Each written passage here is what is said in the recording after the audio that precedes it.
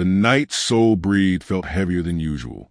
Outside the penthouse windows, the city glowed in restless pulses, neon pinks melting into cold blues as rain slid down the glass like tears trying to find their way home. It was barely past 9 p.m. Too early for a Mafia boss to return. Too early for danger to be lurking in a house built with quiet luxury and warm memories. But Do-Hyun came home anyway. His driver had begged him to rest after the meeting. His men warned that the streets weren't safe tonight. His phone had buzzed with 3 new threats from rival factions across Gangnam, all promising blood, promising chaos. Still, something in Do-Hyun's chest refused to be still.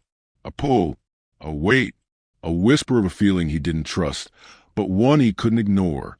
He entered the penthouse without the usual echo of heavy footsteps or armed guards filling the lobby behind him. Tonight, he wanted silence. Tonight, he needed it. The door clicked shut.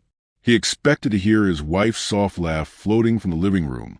He expected the smell of her vanilla candles, the faint hum of her favorite R&B playlist, maybe even the quiet voice of his adoptive mother humming a gospel tune while watering the plants, her nightly ritual. But he heard nothing, only the faint drip of rain hitting the balcony. He loosened his tie, breathing out slowly as he stepped into the warm glow of the marble hallway. The floor reflected the city lights, casting a soft shimmer under his shoes. Something felt wrong, deeply wrong, like the air itself was holding its breath. That was when he heard it. A sound, not loud, not violent, but sharp enough to cut through him. A choked gasp, then a quiet sob. Do-Hyun froze. It came from the kitchen. He moved without thought, his body shifting into silent, dangerously calm stance that had made him the most feared man in the Korean underworld. But there was no anger rising in him yet. Only confusion, only dread. Then he heard another sound, the unmistakable crash of a plate hitting the floor. He rounded the corner, and the world he thought he controlled shattered. His adoptive mother, Mariah Johnson, a gentle black American woman with warm brown eyes and a smile that softened even his worst days, was on the floor beside the counter, one hand on her cheek, the other trembling, as if it didn't know where to rest. A broken porcelain plate lay scattered beside her. Standing over her was his wife, Hae-won. Her chest rose and fell in quick, angry breaths. Her perfectly manicured hands were clenched so tightly the veins stood out. Her eyes were wild, not the soft, sweet gaze she always wore around him, but something cold, something unrecognizable, something cruel. For a moment, nobody moved. Mariah looked up first. Her eyes flicked to Do-Hyun. A tiny, broken whisper slipped out of her. "Baby, you're home early." Do-Hyun's heart cracked to the sound. Something hot and violent surged beneath his ribs. His wife flinched when she saw him, her entire body stiffening. "Do-Hyun, this isn't what it looks like," she stammered, stepping back so quickly she nearly slipped on the wet tile. But the boss didn't answer. He didn't blink. He didn't move toward either woman. He just stared, at the slight bruise forming on Mariah's cheek, at the shattered plate, at his wife's shaking hands. The silence was suffocating. Mariah tried to stand, but her knee buckled and she winced. Immediately, Do-Hyun rushed to her side, kneeling beside her in a way he had never knelt to anyone else. "Alma, what happened?" His voice cracked, not from weakness, but from a pain deeper than any bullet wound he had taken. Mariah tried to smile. She always did. Even now, even hurt, even trembling. "I'm okay, sweetheart. It just slipped out of her hand, that's all." But Do-Hyun wasn't a child anymore, and he wasn't a fool. He gently touched her cheek, and she sucked in a breath, flinching from the pain. That was all it took. Fury, cold and lethal, shot through him like electricity. He stood slowly. Every second felt like the tightening of a storm. His wife stepped back. "Do-Hyun, please listen. What did you do?" His tone was low, dangerously calm. Too calm. She was disrespecting me," Hae-won stammered. "Your mother, my mother?" He took a step toward her. Her throat bobbed. "That woman is not your real." "Finish that sentence," he said, voice barely above a whisper. The words died in her throat. Mariah tried again, desperate. Baby, please. Don't be angry at her. I dropped the plate first. She got startled. It was an accident. But the trembling in her voice told the truth. Do-hyun's jaw clenched so tightly it looked like it might crack. His fingers curled into fists, knuckles white, veins rising like lightning. Why is she on the floor? He asked, not taking his eyes off Haewon. His wife looked away. Why was she crying? She didn't answer. Why? He whispered. Did I hear you shouting at her from the hallway? Still, she stayed silent. And silence was an answer. Suddenly, Mariah gripped his wrist gently, pleading with her eyes. Don't do something you'll regret, baby. Please. He swallowed hard, fighting every dark instinct screaming inside him. Then he saw something he hadn't noticed before, Mariah's wrist. Red marks. Fresh. Fingers shaped. His vision blurred for a second, not from tears. He had learned to kill those years ago, but from rage so violent it rattled him. His wife saw the change in him. She stepped back again. Another step. Another. Do-hyun, baby, I can explain. He took a slow step toward her. We're going to talk, he said, voice soft but lethal. And you will tell me everything. Baby, please. But he wasn't listening, because behind him, Mariah suddenly inhaled sharply, as if remembering something. No, don't, she whispered. Do-hyun turned to her gently. What is it, Amma? Her voice broke. She looked terrified. Sweetheart, she didn't just shout at me. The room froze. What else did she do? He asked. Mariah hesitated. Her hands trembled. She pushed me. Haewon's eyes widened. I didn't push you. You tripped. You always do. But Mariah's tears finally fell. I was holding your wedding photo, she whispered. I was dusting it for you. And she pushed me, because she said I touched things that don't belong to me. Do-hyun's heart stopped. That was the moment he changed. The soft, kind man he was with his mother disappeared. The Mafia boss, the one feared by entire syndicates, rose in his place. He turned slowly toward his wife.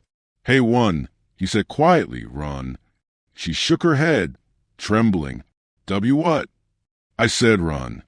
His voice didn't rise. It didn't need to, because the monster behind his calm eyes said everything.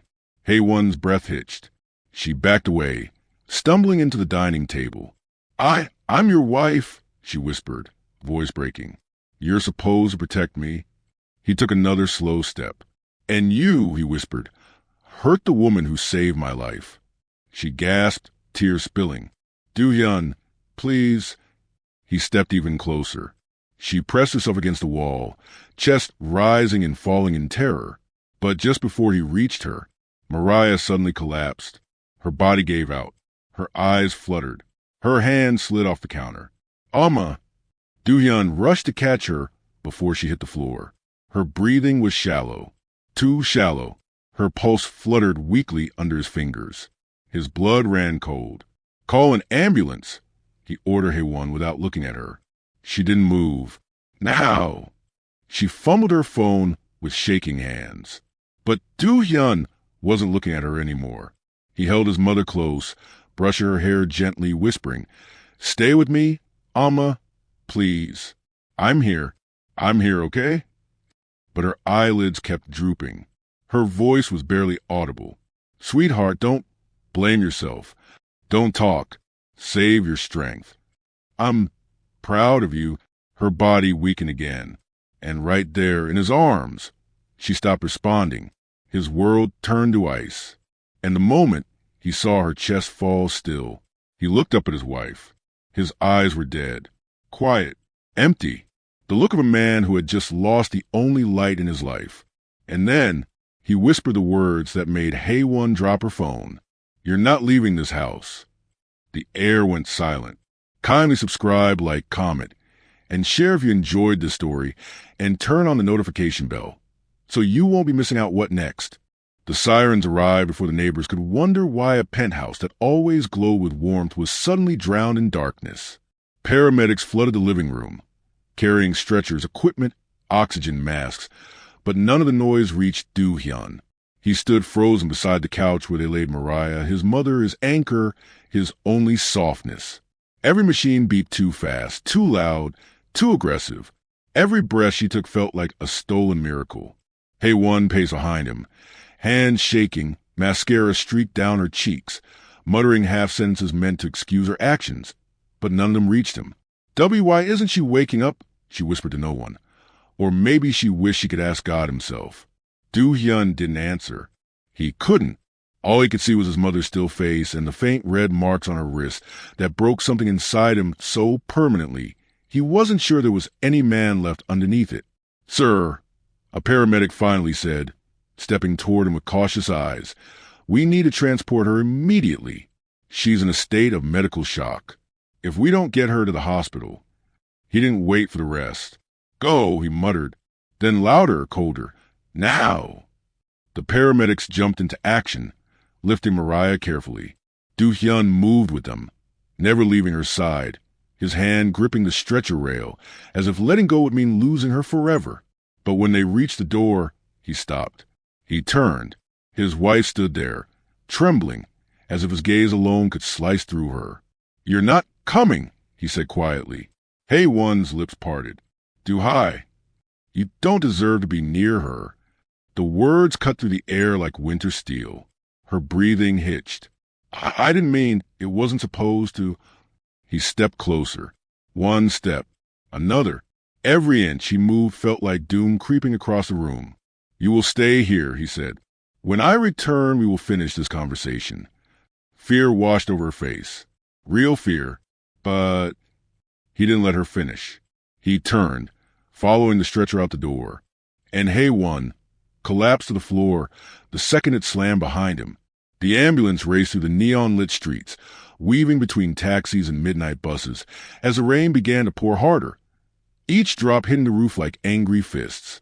Inside, the cold blue lights flickered against Mariah's still face. Do-hyun knelt beside her, one hand clutching hers tightly, the other resting on the metal bench as if it were the only thing keeping him sane. He whispered quietly to her, a softness he had never shown to any man, any enemy, any friend. "Alma, you promised you'd stay with me," he said, voice shaking. "You promised you'd see our first child. You promised you'd never leave without saying goodbye." His throat tightened. Her breathing was thin, scattered. "Stay with me," he whispered again. "Stay." The paramedic glanced at him. "She's fighting." "That's a good sign." "But she took a hard fall. Her heart rate is unstable." "A fall," Do-hyun repeated softly. Silence filled the ambulance. Even the paramedic felt the chill. Do-hyun lifted his head slowly. The expression on his face no longer human, no longer wounded. It was the expression of a man who had killed for less, a man who would burn the world for the woman who raised him. "She didn't fall," he said quietly. The paramedic swallowed hard but didn't ask. The rest of the ride was quiet. Too quiet. Rain hammered the hospital rooftop as they rushed Mariah inside. Nurses yelled medical orders in clipped Korean. Monitors beeped. The wheels of the stretcher squeaked sharply over the polished floors. Do-hyun followed until a doctor with a stern expression blocked him. "Sir, you cannot enter. We need space to treat her." He stepped forward anyway. "I'm not leaving her." "Sir, move." His voice wasn't loud. It didn't need to be. Something in the doctor's eyes shifted. The moment he realized the kind of man standing in front of him, the kind of man whose name, if spoken in the wrong alleyway, made grown criminals tremble. So the doctor stepped aside. But a nurse touched Do-hyun's arm, her voice gentle but firm. "If you stay inside, the team will be too nervous to focus. Please, let us save her." His chest rose and fell slowly. Then he stepped back. Not because he wasn't capable of forcing his way in, but because his mother would want him to trust people, because she spent decades teaching him to let human kindness exist, even in moments where it felt impossible. He leaned against the wall, sliding down until he was sitting on the cold tile floor outside the room. Rainwater dripped from his hair, from the hem of his expensive suit, from the edge of his sleeves. His entire body shook, but his eyes were completely dry. He had cried the last time when he was 14, when Mariah found him bleeding in an abandoned warehouse and carried him on her back while whispering prayers. Tonight, he wasn't a child. Tonight, he was a storm waiting to break. 2 hours passed. Then 4. Doctors rushed in and out, their voices heavy, urgent. And Do-hyun sat there the whole time, unmoving, untouched by the world around him. At 3:14 a.m., a doctor walked out, removing his gloves slowly. The hallway lights flickered once, humming in the silence. Do-hyun stood. The doctor took a breath. She's stable. The words hit him like a blow. She's unconscious, but her vitals are improving. The doctor continued. The bruising is significant. The fall could have been fatal, but she is strong. She fought hard. Of course she did. She always had. Do-hyun swallowed, his shoulders relaxing a fraction. Can I see her? Yes, but only for a few minutes. He entered the dimly lit hospital room, where machines beeped steadily, and the air smelled faintly of disinfectant and rain-soaked air drifting to the cracked window. Mariah lay peacefully, her breathing soft, her face illuminated by the pale blue glow of the heart monitor. He sat beside her, took her hand, lifted it to his forehead, and for the first time in years, he closed his eyes and let silence hold him. He didn't cry, but his grip on her hand trembled like a man carrying 1,000 lifetimes of grief. You'll wake up, he whispered. You have to. A faint knock sounded at the door. He didn't turn, but the nurse hesitated before speaking. Sir, there's someone here to see you. His jaw tightened. Who? She said her name is Han Miare. Do-hyun's eyes opened. Slowly, coldly, the name slid into the room like a blade. Han Miare, his mother's former caretaker from years ago. A woman who vanished suddenly after rumors began swirling about her resentment toward Mariah. A woman with a history of jealousy. A woman he had once warned never to come near his family again. What is she doing here? He asked quietly. She said, someone contacted her tonight. She said it was urgent. Do-hyun felt his pulse shift. Someone contacted her? Someone wanted her here? Why? Why tonight? Why now? The nurse stepped aside as a figure appeared in the doorway. A slim woman in her late 40s with sharp eyes, carefully styled hair, and a smirk just barely hidden under polite courtesy. Hello, Do-hyun, she said softly, voice dripping with something that felt like poison. It's been a long time. Do-hyun didn't stand. He didn't greet her. He just stared. Miare's smile sharpened. I heard your mother had a little accident. Something snapped behind his eyes, and before she could blink, Do-hyun rose from the chair. The air turned electric, but Miare only tilted her head. I came to tell you something important, she whispered. Something about your wife. Do-hyun froze. Miare stepped closer, her perfume filling the sterile room with sweetness that felt wrong. You really think your wife acted alone tonight? His blood ran cold.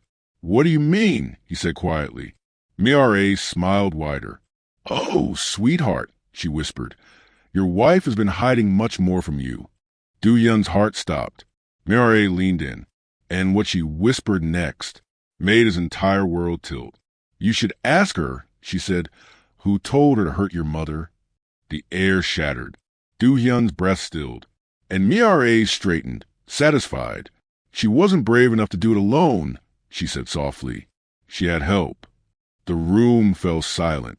For a long moment, Do-hyun didn't move. Not a breath, not a blink. The hospital room seemed to shrink around him, the white walls bending inward as if the world itself was holding its breath for his reaction. Rain tapped softly against the window, but even the storm outside felt muted compared to the storm building inside his chest. Miare watched him with a smile that didn't reach her eyes, a smile that looked like a wound waiting to reopen. I told you, she whispered, stepping further inside. That girl was never good for you. Do-hyun finally spoke, voice quiet but deadly. Get out. Miare didn't flinch. She almost looked satisfied. Of course, she said, smoothing her hair. But you should hurry home. He lifted his head slowly. Why? She tilted her chin, that poisonous smile blooming again. Because whoever told your wife to hurt your mother might still be inside your house. His heart slammed once, hard. Miare turned on her heel as if she had delivered a precious gift, stepping out of the room with soft, deliberate footsteps. The nurse at the door bowed quickly as she passed, not realizing she was bowing to a snake. The door clicked shut. Silence swallowed the room. Do-hyun exhaled sharply, forcing air into lungs that suddenly felt too tight. His chest heaved once, then steadied as he gripped the arm of the chair beside his mother's bed. He should stay. He should guard Mariah with his life. But his mother would never forgive him if he let danger fester, where he lived and where Haewon now sat alone in a house full of secrets. He leaned down and pressed a trembling kiss to Mariah's forehead. "I'll be back, Alma," he whispered. "I swear, no one will hurt you again." He stepped out of the room, and the soft warmth of the hospital hallways could not follow him. The man who walked toward the elevator was no longer the son filled with fear. He was a Mafia boss whose name's soul whispered like a curse. The black Maybach screeched into the street as the hospital doors slid open. Rain hammered the windshield like it was trying to break through. Do-hyun slid into the back seat, his drenched suit dripping onto the leather floor. "Drive," he ordered. His bodyguard in the front glanced back. "Young Nim." "Now." The car lunged forward, tires splashing water as neon reflections chased him down the slick road. The city lights blurred past, endless towers of steel and glass slicing through the night sky. But Do-hyun didn't see any of it. His mind replayed Miare's words again and again. She wasn't brave enough to do it alone. He tightened his fists. Someone told Haewon to hurt Mariah. Someone whispered in her ear. Someone planted venom in his house. Who? Who had the audacity, the stupidity, to touch the only person he loved without conditions? He thought of his mother's gentle eyes. Her hands always warm, even in winter. Her voice calling him baby even when he towered over her. Then he thought of his wife. Her trembling hands. Her broken whisper, "I didn't mean, it wasn't supposed to." Her panic when she realized who she hurt. Something about it didn't add up. Haewon was insecure, emotional, sometimes overwhelmed. But violent? Against someone who treated her with nothing but kindness? No. Someone fed her something. A lie, a fear, a threat. He just didn't know who. Yet, when the car pulled into the private elevator garage of the penthouse, everything was silent. Too silent. The elevator dinged softly as they ascended. Do-hyun stepped out alone. The penthouse lights were dim, casting long shadows across the marble floor.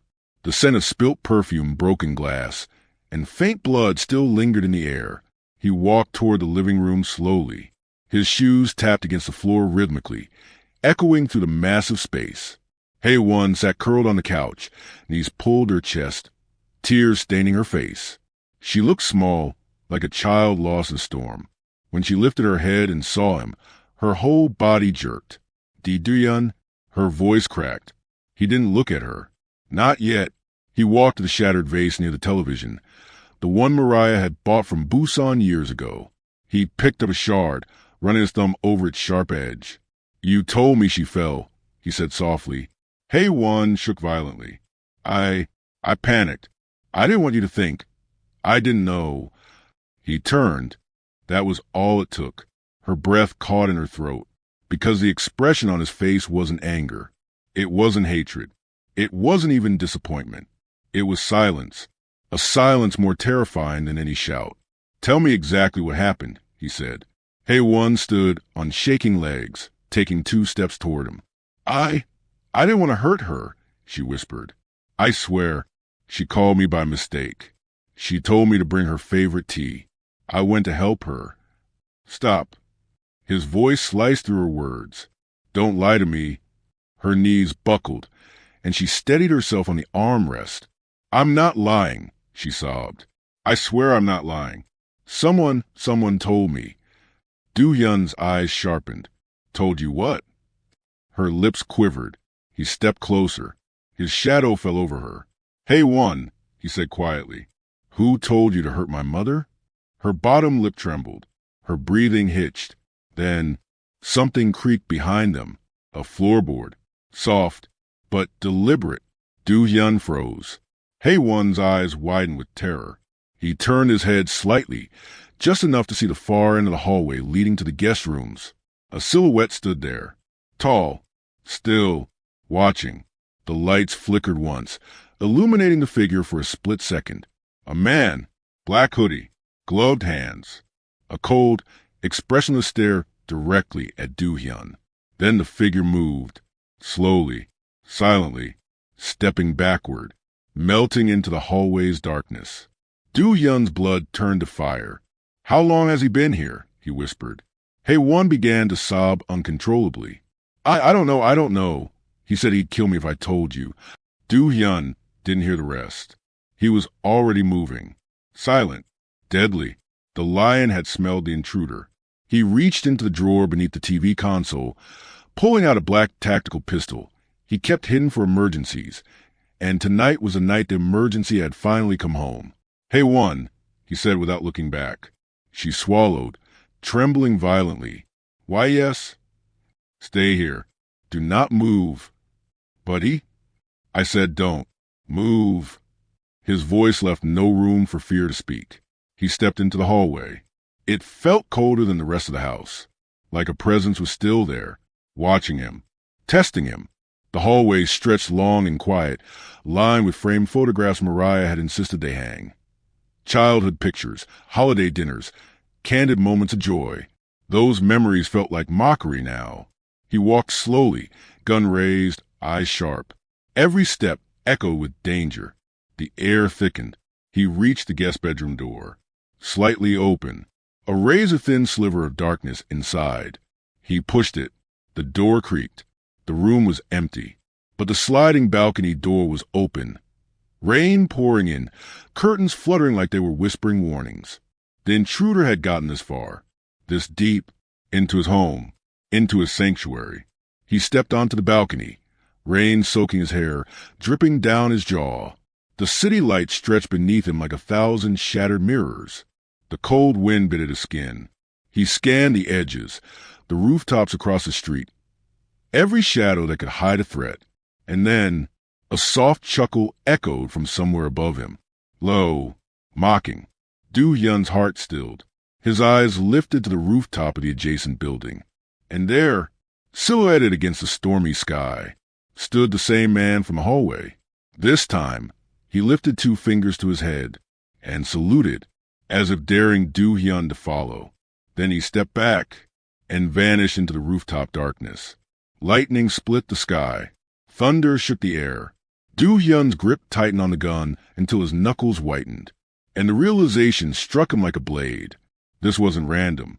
This wasn't accidental. This was planned.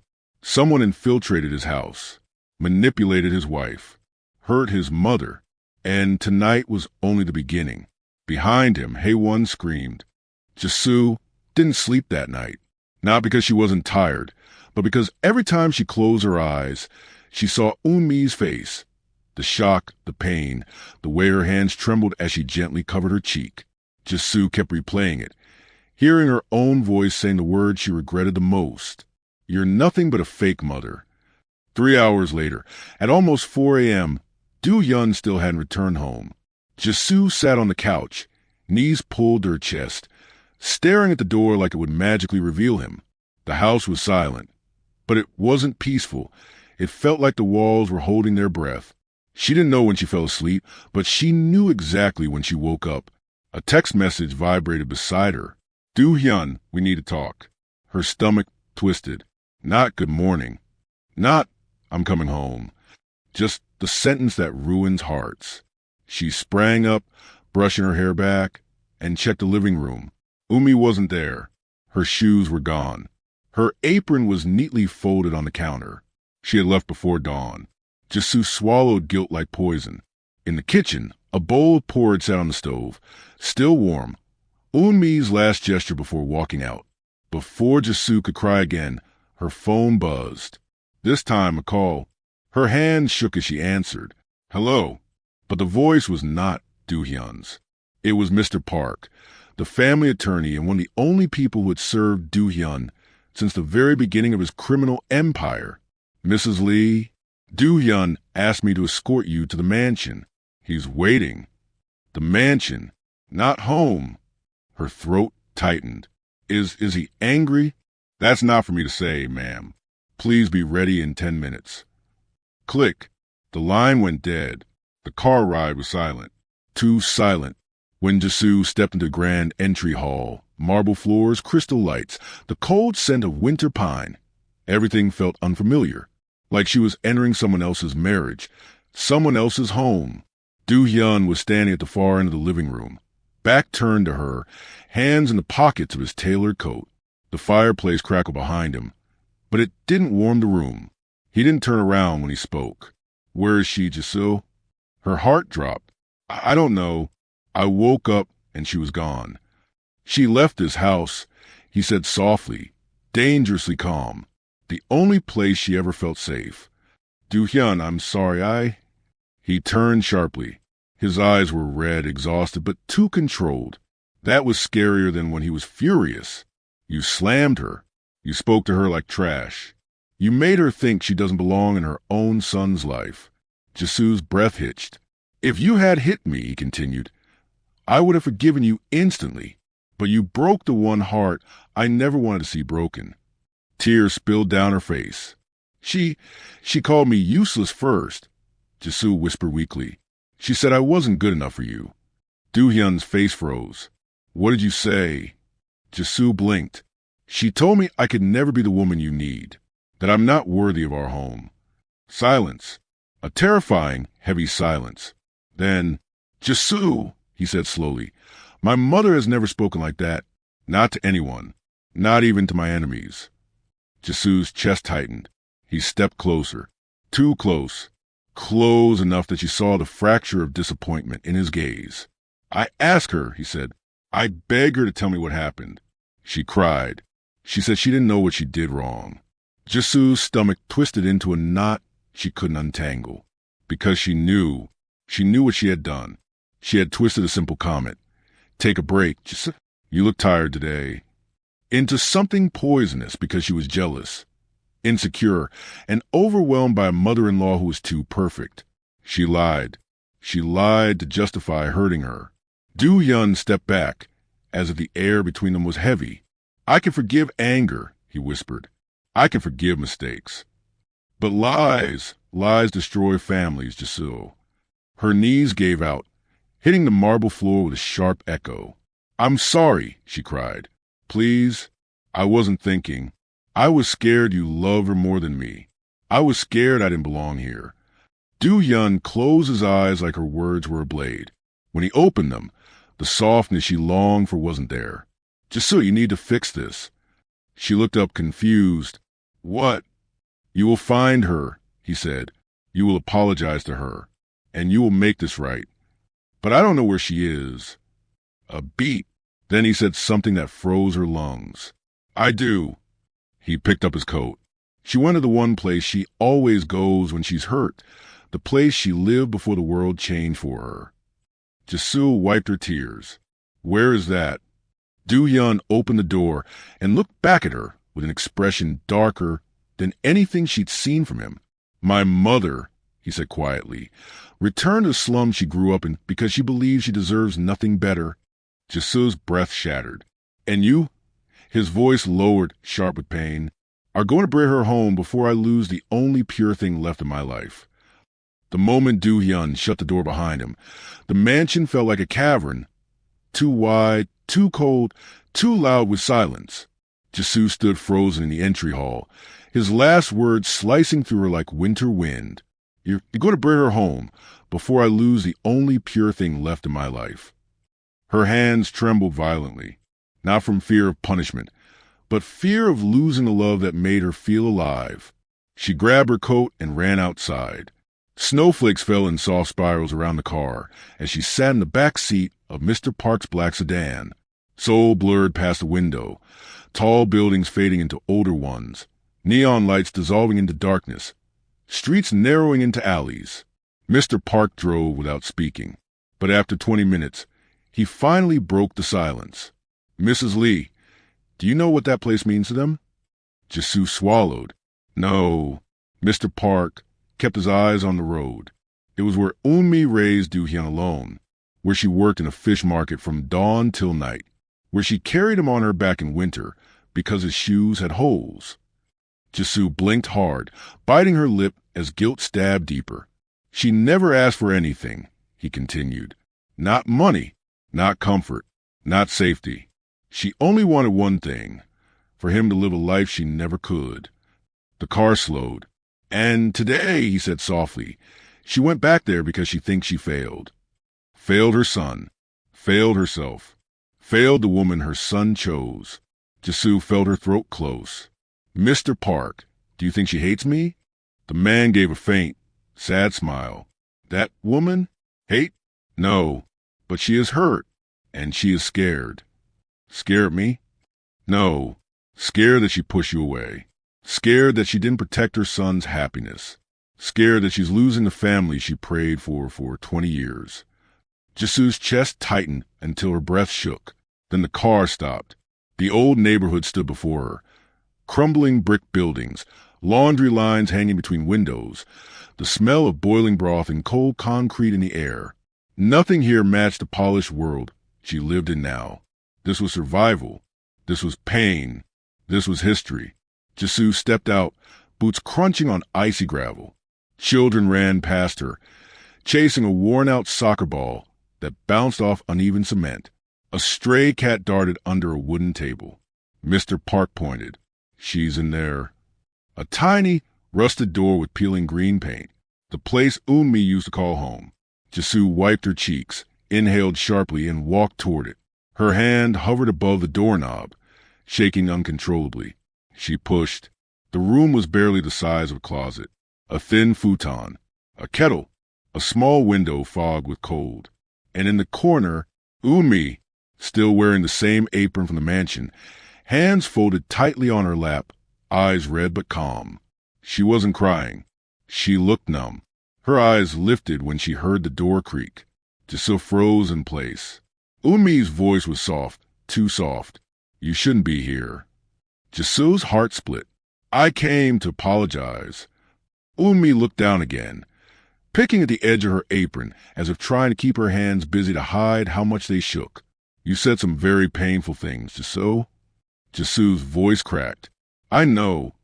And you lied. To protect your anger instead of protecting your marriage. Jisoo's knees weakened. She stepped forward. I'm sorry. I was jealous, insecure, overwhelmed. Your son is kind to me. So gentle, so patient.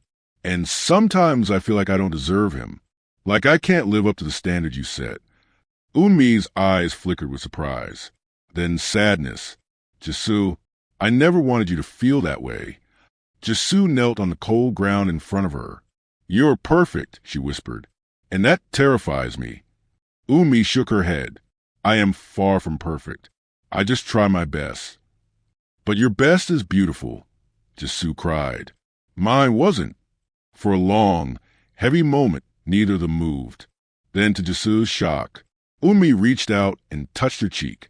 The same cheek Jisoo had slapped. I was never angry at you, she whispered. I was hurt, because I thought I wasn't doing enough to make you feel welcomed. Jisoo let out a broken sob. You did everything. I ruined it. No, Eunmi's voice softened. You made a mistake.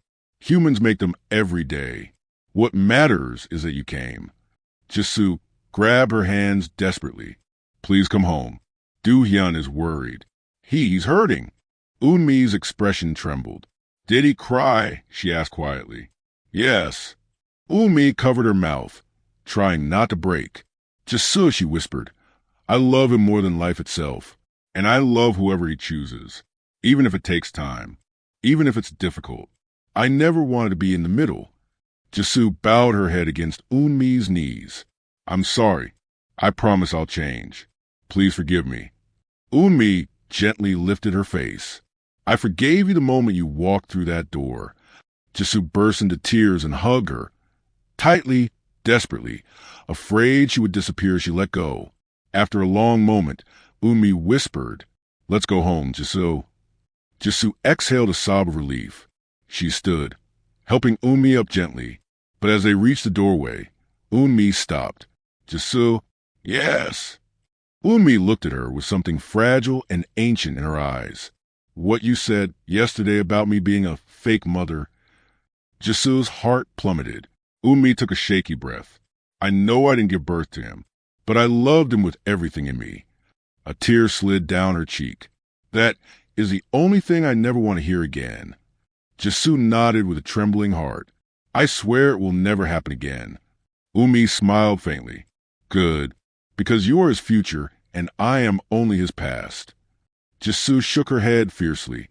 No, your family, forever.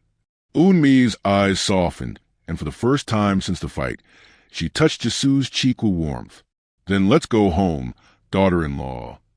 The sky was already turning a pale gray when Jisu and Umi stepped out of the old neighborhood.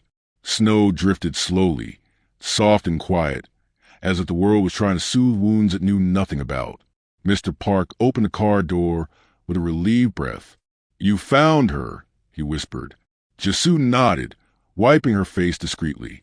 Umi gave him a small, tired smile before he helped her into the back seat. The ride back was silent at first. Jisu kept glancing at the woman beside her, the woman she feared she had broken, the woman she now realized she needed. Umi finally spoke. Jisu, do you love my son? The question came out of nowhere, gentle, but sharp enough to pierce the moment. Jisu's breath stopped. She didn't look away. I do, she whispered, more than I know how to express. Umi nodded, eyes softening. That is enough for me. Jisu blinked back tears. But then Umi added with a hint of sorrow, but it may not be enough of the world he comes from. Jisu's spine tingled. She meant the Mafia world, the enemies, the violence, and she wasn't wrong. The car rolled up the private road leading to the Lee mansion. Snow blanketed the long stone path, each lamp glowing warm yellow against the cold morning. Jisu's heart hammered in her chest. Would Du-Yun still be angry? Still broken? Still afraid of losing the only family he had left? The car stopped. Jisu jumped out first and hurried around to help Umi, but the front doors burst open before they could reach them. Du-Hyun, he rushed down the stairs, eyes wild, breath uneven, like a man who had been pacing the floor for hours. His gaze locked onto his mother. Yama? Umi's lips trembled. My son. He reached her in 3 long strides and pulled her into his arms. She sank into him like someone returning home after decades of wandering. Jisu froze, watching the reunion with a tight chest. Du-Hyun held his mother's face, scanning her for injuries. Are you hurt? Did you eat? Did you? Umi placed her hand on his cheek. I'm okay, my son. Du-Hyun exhaled shakily, forehead resting against hers. I thought I lost you. You could never lose me. His eyes glistened. And then, slowly, he turned to Jisu. Their eyes met. Jisu braced herself for the anger he left the house with, the harshness, the cold tone, the disappointment. But none of it came. Instead, his gaze softened, just barely, but enough to shatter her. Thank you, he said quietly. Her throat tightened. I'm the one who caused. No, his voice was low but firm. You made it right. Jisu lowered her head, tears burning. But Du-Hyun stepped forward and gently lifted her chin. We will talk later, he said. For now, let's take her inside. And together, they walked into the mansion like a real family. For the first time, Umi sat at the dining table while the chef rushed to prepare something warm. Jisu placed a blanket over her shoulders, and Du-Hyun handed her a steaming cup of ginger tea. It felt calm, too calm. Du-Hyun watched his mother closely, gently rubbing her back. Jisu stood a few steps behind him, hands clasped tightly, afraid to intrude but unwilling to leave. Umi took a sip of tea and smiled faintly. I never thought I'd see this place again, she murmured. Du-Hyun frowned. Why would you think that? She hesitated. Shame can be heavy, my son. Du-Hyun's jaw clenched. You have nothing to be ashamed of. Jisu and I, we mishandled things. His honesty cut Jisu deeper than any coldness would have. She stepped closer. Umi, I will spend the rest of my life making sure you never feel that again. The older woman gave her a warm look. I believe you. Do-hyun glanced between them, a fragile relief settling in his eyes. For a rare moment, the world felt gentle, but the world of men like him never stays gentle for long. A sudden thump hit the window. Hard, sharp. Jisoo gasped, stepping back. Do-hyun moved instantly. A predator awakened, positioning himself in front of both women. Mr. Park rushed to the window and froze. "Boss, we have a situation." Do-hyun stepped forward. "What hit the window?" Mr. Park swallowed. "A knife, sir." Jisoo's breath caught. Do-hyun approached the window slowly. A single throwing knife was embedded in the glass, vibrating slightly, leaving a thin crack shaped like a spider's web. But that wasn't the worst part. Attached to the knife's handle was a strip of black cloth. Do-hyun's face darkened. A symbol was stitched into the cloth in red thread, a crescent moon with 2 slashes. Eunmi grabbed Jisoo's hand instinctively. Jisoo whispered, terrified, What does that mean?" Do-hyun turned around slowly. His jaw was tight. His eyes were cold. His aura lethal. "It means someone has been watching the house," he said, "and they want me to know it." Jisoo's blood ran cold. Eunmi's voice trembled. "Son, who would—" "The Crescent Fangs," he answered. "My father's old enemies. The ones who disappeared years ago." Jisoo stared at him, heart pounding. "Do-hyun, what do they want?" He looked at her, no softness left. Only truth. "They want revenge." Jisoo swallowed hard. "Against you?" Do-hyun shook his head once. "Not just me." He glanced at his mother, then at Jisoo. "Against anyone connected to me." Eunmi's grip tightened on Jisoo's hand. Do-hyun turned to Mr. Park. "Lock every entrance. Double security. No one enters. No one leaves." Jisoo felt fear crawl up her spine. "Do-hyun, what do we do?" He stepped close to her, lowering his voice. "You stay inside. You stay with my mother. You do not move without my men." "Where are you going?" she whispered. He looked toward the window, toward the knife, toward the message from ghosts of his past. His voice dropped into something dark and final. "To find out who dared throw that knife at my house." Jisoo reached out instinctively, grabbing his sleeve. "Do-hyun, please don't go alone." He leaned close, his forehead touching hers for a fleeting moment. The first true closeness they'd shared since the night of the fight. "I have to," he murmured. "Why?" she breathed. His voice was barely a whisper, but it burned through her like fire. "Because this time they're coming for you." Jisoo's heart stopped, and before she could speak, he turned and walked out, into the snow, into the danger, into the world that once made him a monster. The front door slammed shut, and the house fell silent. The snow had turned heavy by the time Do-hyun's black Maybach cut through the quiet streets of Seoul. Streetlights reflected like shards of glass on the icy pavement, flickering against the dark night as if warning him to turn back. But he didn't. He never turned back. The knife in the window was not just a threat. It was a message, a promise that someone from his past, someone ruthless, was daring him to fail. And failure was not in his nature. His bodyguard, Min Jae, rode silently beside him. The man was calm, professional, and lethal. The perfect partner in the world Do-hyun had built. "Hyung-nim," Min Jae said cautiously, "we could wait until dawn. Strike then. It's safer." Do-hyun's jaw tightened. His eyes, black in the night, reflected only determination. "This isn't about waiting," he said coldly.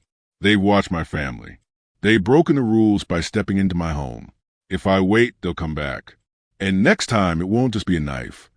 Min Jae nodded. The silence returned, filled only by the rhythmic sound of tires against wet asphalt and the soft whoosh of snow through the streets. Do-hyun's destination was clear. The abandoned high-rise near the Han River, a place he once used for secret meetings and deals. Its windows were boarded, graffiti stretched across the walls, and the wind cut through the structure like a knife. But tonight, it held more than ghosts of the past. It held answers. He slipped out of the car, boots crunching against snow, eyes scanning the area with a predator's precision. Min Jae followed close behind, silent as the night. From a roof of an adjacent building, a faint shadow moved. Do-hyun's hand instinctively reached for his gun, fingers brushing the trigger with ease. You came, a voice called from above. Calm, mocking, dangerous. Do-hyun didn't answer. He kept moving, silent and deliberate. Then the man dropped from the rooftop like a black silhouette against the snow, landing with the grace of a cat, but the menace of a wolf. You remember me, the stranger said. Do-hyun's lips pressed into a hard line. Recognition didn't require words. The man before him, tall, lean, eyes colder than the river at night, was one of the Crescent Fangs, one of the few who had survived the betrayal of years past. You have no idea what I've waited for, the man continued, circling him. The son of my enemy, returning home, thinking his past is buried. Do-hyun's eyes narrowed. I'd bury nothing. Not my enemies. Not my mistakes. Not threats like you. The man smirked. You should have stayed home. Let your little family play in their snow-covered mansion while the real world dealt with me. Min-jae stepped forward, but Do-hyun's hand held him back. This is mine, he said softly. The wind picked up, snow swirling like ghosts around them. The Crescent Fang lunged first, fast and precise, a blade flashing under the dim rooftop light. Do-hyun moved like liquid, catching the weapon with one hand and twisting it out of the man's grip. Min-jae's voice rang sharp. Hyung-nim, 2 more are coming from the north. Do-hyun didn't flinch. He pivoted, using the Crescent Fang's momentum against him, sending him sprawling across the icy rooftop. You think this will end here? The man growled, pulling himself up. Your family, your mother, your wife, they are weak. Easy targets. Do-hyun's hands trembled with controlled fury. You don't know strength. And then he moved like a shadow, every strike precise, every movement calculated. Snow exploded around them with each impact. The sound of fists, the clash of metal, and the violent whisper of cold air. But even as Do-hyun fought, his mind raced back to his home. Jasu, Umi, the warmth they had just restored. He had promised protection. And now, the Crescent Fangs had brought danger closer than ever. Jasu paced in front of the fireplace. Umi sitting wrapped in a blanket, hands folded tightly. Min-jae's radio crackled softly, the only connection to Do-hyun. Hyung-nim engaged rooftop, confirming one enemy down. Jasu clutched the blanket around Umi, tears streaming down her face. What if something happens? She whispered, voice breaking. Umi reached out and held her hand. Do-hyun is not just strong. He's careful. He protects the ones he loves. Trust him. But even as she spoke, the sound of the city outside seemed different, heavier, more sinister. The snow falling against the windows carried a whisper of danger. Then a shout echoed through the mansion gates. Jasu froze. A figure in black was at the entrance, moving swiftly, not walking, running. And they carried something small, metallic, sharp. Her stomach dropped. Do-hyun, she whispered, panic rising. Do-hyun had 1 Crescent Fang down, 2 more approaching from the north, a 3rd in the shadows. He could feel the cold biting through his suit, but adrenaline burned hotter than any winter wind. One struck at him with a knife. He deflected and slammed the attacker to the icy rooftop edge. You dare touch my family? He spat. Do you understand the price of that? The man laughed, dark and hollow. Family doesn't matter in the world you live in. Only power matters. Do-hyun's eyes darkened. Fury replaced control. Every movement now carried lethal precision, every strike a warning. And then, just as he threw one attacker off balance, he saw movement across the roof above the Han River, a shadow detaching from the edge of crane, landing silently, faster than thought, faster than reaction. It was the leader, the one who had orchestrated the knife attack at the mansion. Do-hyun's blood ran cold for the first time in years. This was no longer just a fight for revenge. It was a fight for his family, for the life he had promised to protect, for the woman he loved and the mother who raised him. And he knew in that moment that only one side would leave the rooftop alive. The wind screamed around the abandoned high-rise like a predator circling its prey. Snow whipped sideways, cutting against Do-hyun's face, but he didn't flinch. He was a storm contained in a man, calm, controlled, lethal. Above him, the leader of the Crescent Fangs crouched on the crane, muscles coiled like a panther. His eyes glinted red against the snow, a predator savoring the fear of his prey. Do-hyun's hand tightened around his gun, but he knew this wasn't just a fight of bullets. This was skill, strategy. Death danced in every shadow. "You've grown," the leader said, voice low and cold. "But this rooftop, your kingdom, ends tonight." Do-hyun didn't reply. Words were useless. Movements mattered. A flash of movement. The leader dropped from the crane, landing silently on the icy rooftop. Do-hyun met him head-on. Fists collided, sending sparks of violence into the cold night air. Each strike was calculated, precise, a dangerous dance perfected over years of survival. The other two Crescent Fangs tried to flank him, but Do-hyun moved faster. One landed in a heap on the icy ground. The other barely dodged a vicious elbow that could have ended him. Blood mixed with snow, red dark against white. The rooftop was no longer just a battleground. It was a canvas painted with violence, sweat, and survival. The leader landed a hard kick to Do-hyun's chest, sending him sliding across the ice. Pain shot through his ribs, but he rolled with it, flipping to his feet with lethal grace. "You think you can protect them?" the leader sneered. "Your family? They will be the first to fall." Do-hyun's eyes burned. "Not while I breathe." Jisoo paced, unable to sit still. Eun-mi's hands were clasped tightly over her chest. Min-jae's radio crackled with updates. Hyung-nim is holding them back. Leader engaged, status critical. Jisoo's hands shook. She swallowed hard, her mind racing with the possibility of losing him. He's going to die," she whispered, tears blinding her. Eun-mi placed a hand on her shoulder. "Do-hyun is not just a man. Jisoo, he's the son of every battle ever fought, every lesson ever learned. He fights for them because he loves them, and that is stronger than any enemy." Jisoo nodded, but fear clung like ice in her veins. A sudden thud against the mansion's front window made them both jump. A small black envelope slid across the snow. Jisoo picked it up, hands trembling. Inside, a single line was written in red ink. "Bring her back alone or lose everything." Her heart dropped. "Everything." Eun-mi's eyes widened. They know you're with him." Jisoo's voice shook. "Do-hyun, they're coming for you, for me, for all of us."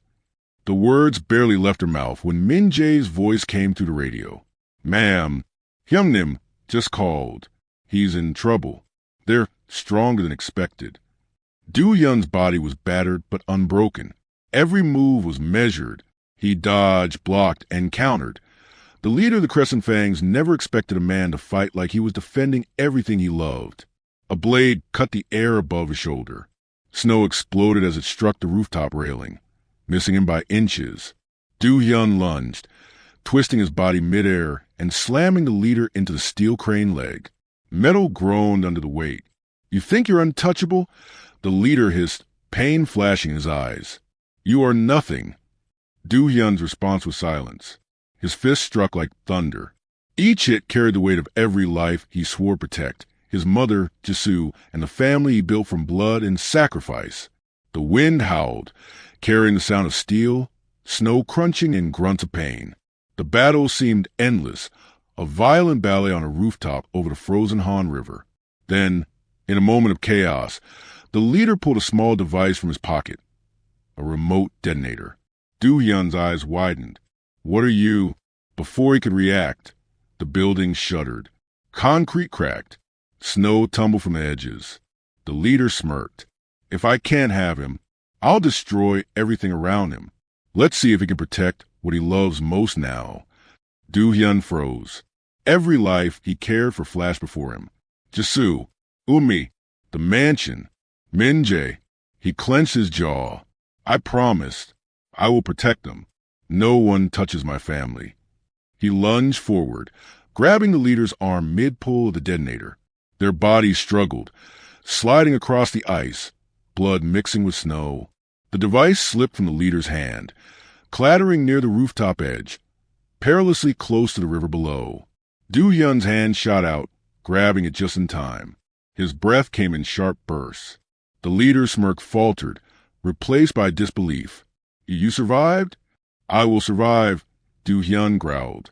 Because I have to. Back at the mansion, the black envelope sat on the floor. Jisoo's hands trembled as she read it over and over. Suddenly, the front gate rattled violently. Someone was trying to force it open. Jisoo looked out the window, shadows moving in the snow. Her heart froze. Do-hyun, she whispered. Umi gripped her shoulder. They're here. A shadow leapt from the gate, landing silently on the snow-covered path. Jisoo gasped. He's one of them. The mansion shook as the storm outside grew stronger. Snow fell harder, wind screaming like a warning. And somewhere across the frozen river, Do-hyun and the Crescent Fawn leader struggled, each blow bringing them closer to death. Inside the mansion, Jisoo realized the fight wasn't just on a rooftop anymore.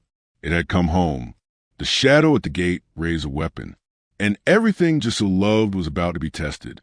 The wind screamed through the mansion gates, rattling the steel bars like a warning.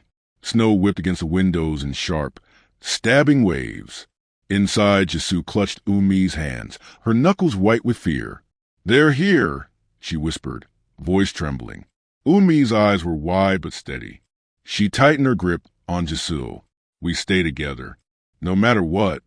The front gate shuttered again. Heavy footsteps crunched over the snow. The shadows outside were moving with a predator's precision. They weren't just intruders. They were assassins. Min Jae whispered urgently through the radio. Ma'am, stay inside. Don't go near the windows. Hyung Nim will return. He always does. Keep calm. But calm was impossible. Every second the gate rattled was a second closer to disaster. Jisoo swallowed hard, feeling panic coil in her stomach. They'll hurt him if I stay here. Umi shook her head. No, he's protecting us. You have to trust him. Trust Do-hyun. Far across the city, Do-hyun's hands were slick with snow and blood. The leader of the Crescent Fangs was relentless. Every strike calculated to break him physically and mentally. You think you can save everyone? The man spat, eyes blazing. You can't even save yourself. Do-hyun didn't respond. His body moved like lightning, parrying a strike, then delivering one that sent the man staggering back against a steel crane. Snow and blood splattered around them. The detonator was still in his hand, its tiny red light blinking like a warning.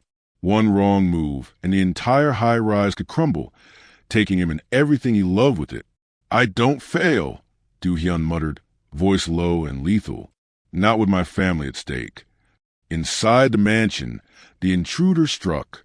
A loud crash echoed through the hallway as the front door splintered under a heavy blow. Snow poured in with the wind, dusting the polished marble floors like a grim invitation. Jisoo froze in terror as a shadow leapt across the threshold. A tall figure clad in black, knife glinting in the lamplight. Umi grabbed her, pulling her behind a pillar. Stay down, she hissed. The intruder moved silently, a predator in the snow-dusted mansion. Jisoo could feel the cold metal of the blade almost brush her shoulder as it passed. Her heart was hammering in her chest. Min Jae's voice came from the shadows. They're here. Get to cover. But it wasn't enough. The intruders were fast, trained, and ruthless. Jisoo's eyes darted around the room. Every doorway, every shadow was a threat, and every second felt like an eternity. Outside, the snowstorm thickened. Do-hyun had no time to waste. The leader's strength was formidable, but his focus was unbreakable. With a sudden move, he disarmed the man, tossing him to the edge of the crane. But the enemy didn't fall. He caught himself, smirking, eyes glinting with malice. You're fast, the leader sneered. But I've waited years for this. You won't leave tonight alive. Do-hyun's muscles tensed. You've underestimated me, and you'll regret it. With a burst of speed, he launched himself across the roof, landing near the edge. For a moment he froze, scanning the city lights. His heart ached. Jisoo, Umi, his home, his family. Then, without hesitation, he bolted toward his car, leaving the rooftop battle temporarily unresolved. His mind was singular: protect them at all costs. Back at the mansion, the intruders had reached the main hall. A black-clad figure threw a smoke bomb, filling the space with thick, choking smoke. Jisoo coughed, her eyes watering, panic rising. Stay close, Umi shouted, covering her mouth with her sleeve. Through the smoke, she could hear footsteps approaching rapidly. The sound of a knife sliding across the floor. A whispered threat. Move and die. Jisoo's heart thudded violently. She thought of Do-hyun, imagining him racing across the snow, fighting to reach them. Her chest ached with fear and longing. She clenched Eunmi's hand. We have to survive until he comes. The intruders were relentless.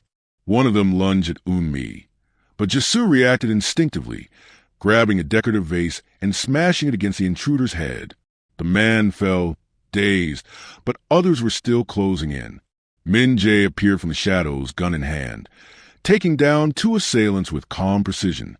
But more were coming, trained, methodical, unrelenting. Eunmi and Jisoo backed into the library, barricading the door with heavy furniture. The mansion shook as the intruders battered against it. Do-hyun, Jisoo whispered, tears streaking her face. Please come. The engine of a black Maybach tore through the snow outside. Do-hyun leapt from the car, rifle in hand. His presence was instantaneous, commanding. Everyone stay behind me, he shouted, voice full of authority and fury. The intruders froze for a moment, startled by the sheer intensity of his gaze. He moved like a shadow through the snow, each step precise, every strike calculated. Do-hyun fought with controlled ferocity, taking down one enemy after another, using the environment to his advantage. A table became a barrier. A chandelier swung, catching another intruder off guard. Snow and blood mixed on the ground, echoing the violence of the night. Jisoo watched, heart racing. He was unstoppable. Her heart swelled with fear and relief, watching the man she loved protect him with every ounce of himself. Finally, Do-hyun reached the library door. He kicked it open. Inside, Jisoo and Eunmi were cornered, breathing heavily, faces pale with fear. Run, he shouted, firing a warning shot into the ceiling. The women bolted past him, but a figure slipped from the shadows. The intruder leader, tall, masked, moving with lethal grace. Do-hyun's eyes narrowed. He advanced, fists raised. The leader spoke in a low hiss. Do you really think you can save them all, Do-hyun Lee? Do-hyun froze. The question carried more weight than any blade or bullet. And then, the masked figure lunged, faster than thought, knife flashing in the dim light. Jisoo screamed. Eunmi gasped. Do-hyun braced himself. The world slowed. The snow outside froze mid-fall in his vision. Every heartbeat, every breath, every choice came down to this instant. And then the story stopped. The library air was thick with tension and fear. Snowstorm winds whistled through the shattered windows, carrying the scent of blood and gunpowder. Jisoo pressed herself against Eunmi, her knuckles white, eyes wide with terror. Do-hyun stood between them and the masked intruder leader, every muscle taut, a living embodiment of lethal calm. The intruder's knife glinted in the dim light, reflecting a promise of death. You've underestimated me for the last time, Do-hyun growled, voice low and cold. This ends now. The intruder lunged with blinding speed. Do-hyun's reflexes were instantaneous. He sidestepped, grabbed the man's arm, and twisted it behind his back with brutal precision. A metallic snap echoed in the library. The intruder hissed in pain, falling to the ground, unable to rise. Jisoo's breath hitched. Is it over? She whispered, clutching Eunmi tighter. Do-hyun didn't answer. His gaze swept the room, calculating, alert. Outside, the remaining intruders hesitated, hearing the struggle inside. One of the masked assailants tried to strike from behind, but Min-jae was faster. A single shot rang out, and the intruder collapsed silently in the snow outside. Another ran through the hallway, weapon raised. Do-hyun intercepted, catching the knife midair, spinning, and disarming the man in one fluid motion. Blood spattered on the marble floors, red against white snowflakes drifting through the broken windows. Do-hyun's eyes burned with fury and focus. Leave my family out of your hatred, he growled, or there will be nothing left for you to hate. The intruder leader crawled toward the detonator he had brought to the rooftop earlier, a final desperate move. Do-hyun lunged, catching the device mid-slide, crushing it under his boot. Sparks shot up, and a muffled explosion rattled the library ceiling. The leader looked up, horror etched across his face. You can't. Do-hyun stepped forward, voice icy and unrelenting. I already did.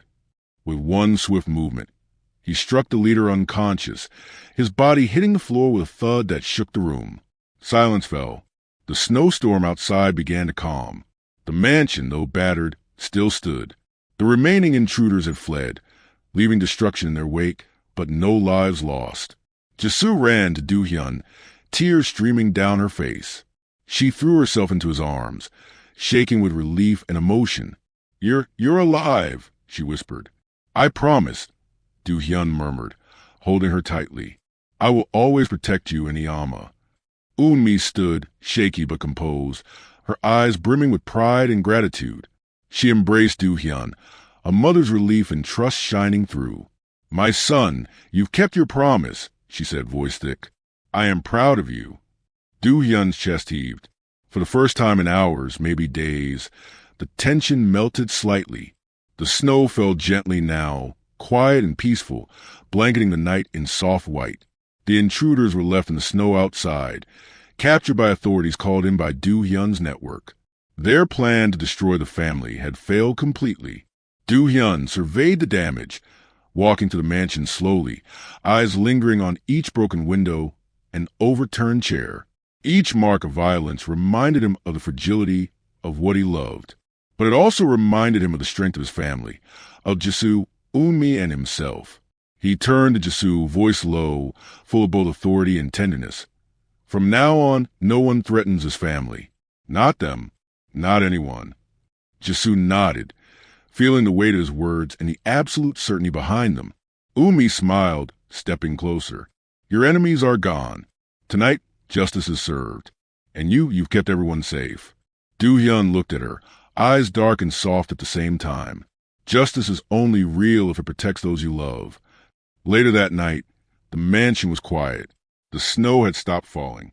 Candles flickered on the tables, and warmth returned slowly to the rooms. Jisoo and Do-hyun sat together by the fireplace, hands intertwined, watching the flames dance. Eunmi joined them, a serene presence, placing a hand on Do-hyun's shoulder. We've been through a lot, Jisoo whispered. Do-hyun's eyes met hers, full of depth, pain, and love. Yes, but we survived. Together. Eunmi smiled softly. The world is dangerous. But family is stronger than any storm. Jisoo rested her head on Do-hyun's shoulder, finally letting herself relax. She knew now, truly, that he would always be there, unshakable, unyielding, protecting them against everything. Do-hyun kissed the top of her head gently. We start fresh tomorrow, and every day after that. Jisoo looked up at him, eyes shining with gratitude and love. I believe that. I trust you. The camera would linger on the three of them, mother, son, and the woman he loved, a family forged not only by blood, but by loyalty, courage, and an unbreakable bond. Outside, the city was quiet under a blanket of white. The snow reflected the neon lights faintly, echoing the calm after chaos. The Crescent Fangs had been dismantled. Their leader was captured, their threat neutralized. Do-hyun had proven once again why he was untouchable when protecting what mattered most. Inside, laughter and warmth returned.